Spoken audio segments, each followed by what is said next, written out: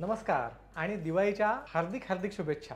दिवाळी म्हणलं की आला तो घरातला सुगंध, रोषणाई, फराळ आणि हो, नरक चतुर्दशीचं पहाटेचं अभ्यंग स्नान। पण तुम्हाला माहित आहे का, हा केवळ एक धार्मिक विधी नाहीये, तर आयुर्वेदाने डिझाइन केलेलं एक जबरदस्त हेल्दी सिक्रेट पॅकेज आहे। तुम्ही दरवर्षी अंघोळ करता, अभ्यंग स्नान करता, पण त्यामागे असलेलं सायन्स आणि तुमच्या शरीराला थंडीच्या दिवसासाठी तयार करण्याची प्रक्रिया तुम्हाला माहित आहे का? आज आपण या अभ्यंग स्नानाच्या प्रत्येक टप्प्यामागचं आरोग्य, त्याच्या मागचं रहस्य उलगडणार आहोत। ते ब्रह्ममुहूर्त, उठणं आणि आघाड्याच्या वनस्पतीचा नेमका काय इथपर्यंत आपण समजून घेणार आहोत। चला तर मग नरक चतुर्दशी, आरोग्य, आयुर्वेदिक आणि तुमच्या त्वचेचं सिक्रेट या आपल्या खास एपिसोडला सुरुवात करूया। मित्रांनो, नरक चतुर्दशीचा काळ हा शरद ऋतू संपून हेमंत ऋतू म्हणजे कडक थंडी सुरू होण्याच्या मधला काळ असतो। आयुर्वेद या ऋतूंमधील बदलाला ऋतुचर्या म्हणतो। थंडी सुरू झाल्यावर काय होतं बरं? वातावरण कोरडं पडतं, थंड होतं, ज्यामुळे आपल्या शरीरामध्ये वात दोषाची वाढ होते। वात वाढला की काय होतं? त्वचा कोरडी पडते, सांधे दुखू लागतात आणि अंग आखडल्यासारखं वाटतं। आणि इथंच अभ्यंग स्नान हिरो म्हणून येतो। ब्रह्ममुहूर्तावरच का बरं? आयुर्वेद सांगतो ब्रह्ममुहूर्त म्हणजे सूर्योदयापूर्वीचा 1.5 तास, म्हणजे साधारणतः पहाटे 3:30 ते 5:30 ही वेळ सर्वात शुभ आणि शांत असते। एनर्जीचा स्रोत म्हणजे प्राण, या वेळेत वातावरणात शुद्ध ऑक्सिजनचं प्रमाण सर्वाधिक जास्त असतं। याला प्राणशक्ती किंवा तेज म्हणतात, जे तुमच्या शरीरातील ऊर्जा आणि रोगप्रतिकारक शक्ती वाढवतं। तणावमुक्ती म्हणजे स्ट्रेस बस्टर, या वेळेत उठल्यास तुमच्या शरीरातील तणाव निर्माण करणारे कोर्टिसोल हार्मोन्स झपाट्याने कमी होतात। म्हणूनच ब्रह्ममुहूर्तावर स्नान केल्यामुळे मन शांत राहतं आणि तणाव, चिंता यासारख्या मानसिक नरकावरती विजय मिळतो। हा संपूर्ण विधी तुमच्या शरीराचं बायोलॉजिकल क्लॉक म्हणजे सर्केडियन रिदम सेट करतो। अभ्यंग स्नान तुमची नुसती मालिश नाहीये, तर शरीराला स्नेहन म्हणजे ऑइलिंग देण्याची क्रिया आहे। आता वात दोषावरती उपाय काय? थंडी आणि कोरडेपणा म्हणजे वात हा घालवण्यासाठी आपल्याला उष्ण म्हणजे गरम आणि स्निग्ध किंवा तेलकट गुणांची आवश्यकता जास्त असते। म्हणूनच अभ्यंगासाठी तिळाचं तेल वापरण्याची शिफारस केली जाते, कारण ते उष्ण आणि वातशामक असतं।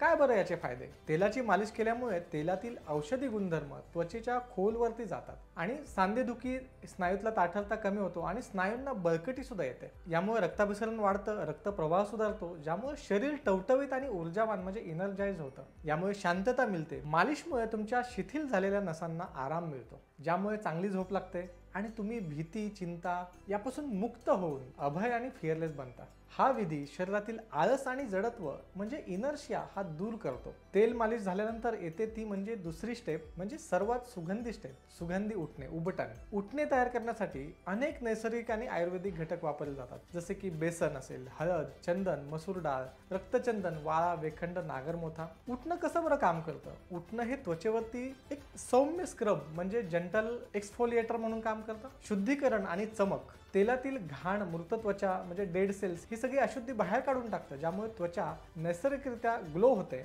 आणि मुलायम होते। हळदीमध्ये असलेले अँटी एजिंग हे गुणधर्म जे आहेत ते सुरकुत्या पडण्याचं प्रमाण सुद्धा कमी करतं। आणि महत्त्वाचं म्हणजे त्रिदोष संतुलन।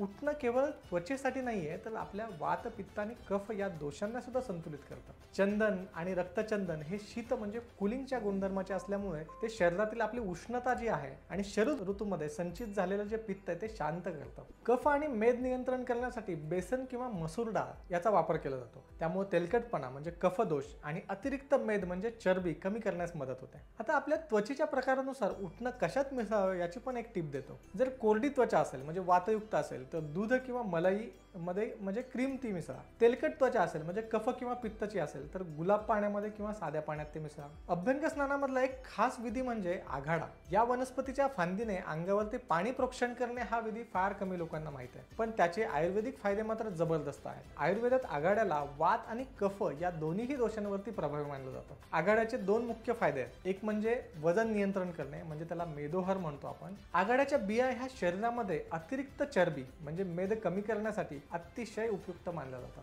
पाचन आणि रोगप्रतिकारक शक्ती ही त्याच्यामुळे वाढते। ही वनस्पती भूक वाढवणारी असून जुनाट खोकला म्हणजे क्रोनिक कफ, अस्थमा आणि किडनी स्टोन, मूतखडा यावरतीही गुणकारी आहे। याचे गुप्त कनेक्शन सुद्धा आहे। दिवाळीत आपण भरपूर स्निग्ध तेलकट पदार्थ खातो। हेमंत ऋतूमध्ये वाढलेली जी भूक असते त्यामुळे चरबी वाढू शकते। आघाड्याचा विधी इथे एक चेक म्हणून काम करतो। अभ्यंगाने शरीराला पोषण द्या आणि आघाड्याने अतिरिक्त चरबी साठण्याच्या नैसर्गिक क्रियेवरती नियंत्रण ठेवतो. नरक चतुर्दशीच्या सायंकाळी किंवा धनत्रयोदशीच्या दिवशी यमदीपदान करण्याचा विधी असतो. हा विधी यमदेवतेला समर्पित आहे. यामुळे काय होतं, आरोग्य आणि तेज यावरती फरक पडतो. अपमृत्यूचं निवारण करण्यासाठी यासाठी स्कंद पुराणानुसार घराबाहेर दक्षिण दिशेला यमदेवाची जी दिशा आहे तिथं दिवा ठेवल्यामुळे अपमृत्यू टळले जातात आणि त्यामुळे नकारात्मक ऊर्जा टळते. यामुळे प्राणशक्तीत सुद्धा वाढ होते. दिवा हा तेज आणि प्राणशक्तीचं प्रतीक आहे. दीपदान केल्यामुळे तुमच्या शरीरामधली प्राणशक्तीमध्ये वाढ होते आणि तुम्हाला दीर्घायुष्य मिळते. हा विधी शारीरिक शुद्धीनंतर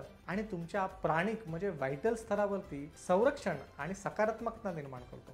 या सणाचे सर्वात मोठे आणि आध्यात्मिक महत्त्व जर म्हणलं तर त्याचे मानसिक आरोग्य याचे रहस्य नरकासुराच्या कथेमध्ये आहे. नरकासुर म्हणजे काय बरं? नारा म्हणजे मनुष्य, ते नरकासुर. नरकासुर हा केवळ बाहेरील राक्षस नाहीये, तर तो आपल्या मनातील अहंकार, अज्ञान आणि आळस यासारख्या वाईट प्रवृत्तीचं प्रतीक आहे. आयुर्वेद आणि योग विज्ञान काय बरं सांगतो? ते असं सांगतं की जेव्हा मनुष्य आळस आणि अहंकारामुळे दबला जातो तेव्हा तो नरक या अवस्थेकडे जातो. आता निष्कर्ष काय, तर नरक चतुर्दशीचा विधी म्हणजे आपल्याला या आंतरिक नरकावरती विजय मिळवण्याची प्रेरणा देतो. आळस झटकणे, सकारात्मक ऊर्जा म्हणजे तेज स्वीकारणे आणि शरीराची शुद्धी करणे या सर्व क्रिया आपल्याला मानसिकदृष्ट्या सक्षम बनवत असतात. ज्याप्रमाणे कृष्णाने 16,000 स्त्रियांचा आत्मसन्मान परत मिळवून दिला होता, त्याचप्रमाणे आपणही आपल्या नकारात्मक विचार आणि बंधनातून स्वतःला मुक्त करू शकतो आणि मुक्त करायचंच आहे. मित्रांनो, या दिवाळीमध्ये अभ्यंग स्नान करताना लक्षात ठेवा, हा केवळ एक विधी नाहीये, तर तुमच्या संपूर्ण आरोग्यासाठी केलेला एक प्राचीन आणि वैज्ञानिक असा प्रतिबंधात्मक उपचार आहे. तुम्ही वात, पित्त आणि कफ हे तिन्ही दोष संतुलित करत आहात. तुम्ही तुमच्या शरीरातील प्राण म्हणजे ऊर्जा आणि तेज वाढवत आहात. तर या दिवाळीमध्ये आपण संकल्प करूया